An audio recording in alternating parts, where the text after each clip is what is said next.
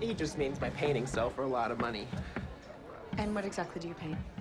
In today's video, we're going to delve into everything you need to know about some of the best TV shows and series that have aired this year. Of course, there are still plenty of greats to be released later in the year, but we wanted to highlight some great, entertaining shows you should definitely check out. Stay tuned to find out all the details you need to know. Pose. This groundbreaking drama about New York's queer community's ballroom scene in the 1980s and 1990s was a classic example of how a story's subject can give you a lot of leeway in how the story is told. Pose was unapologetically sappy and melodramatic, with characters frequently discussing their hopes and dreams in a manner that only vaguely resembled how people speak to one another. Yet because Pose's heroes were all brown and queer and frequently trans and played by trans actors, they were fundamentally vulnerable in a way that allowed the show's creative team to get away with every last speech and every blatant tug at the audience's heartstrings. Season 3 provided plenty